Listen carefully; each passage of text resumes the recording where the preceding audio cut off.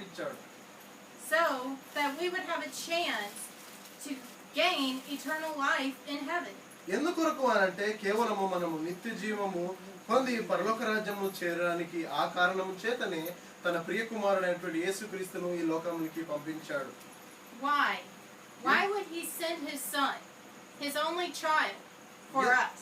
తండ్రి అయినటువంటి దేవుడు ఎందుకు ఏ కారణమును బట్టి తన ప్రియ కుమారుడు ఒకే ఒక కుమారుడైనటువంటి యేసుక్రీస్తును ఈ లోకానికి పంపించాడు అంటే, so let's go to the book of Romans chapter 3 verse 23. చూడండి, రోమీయులకు రాసిన పత్రిక 3వ అధ్యాయము 23వ వచనమును చూస్తే దానికి కారణం ఏంటి అనేది మనకు అర్థమవుతుంది.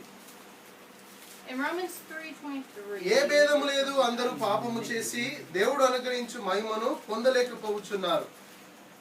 It says, for all have sinned. All have sinned.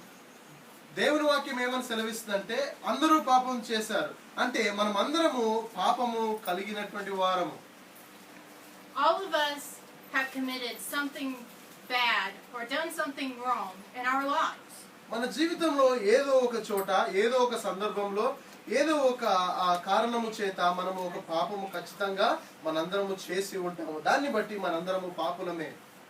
We may have lied. మనము అబద్ధం చెప్పి ఉండొచ్చు. Cheated someone. ఎవరినో మోసం చేసి ఉండొచ్చు. Lusted after somebody. మనము ఎవరినైనా చూసి మోహించవచ్చు.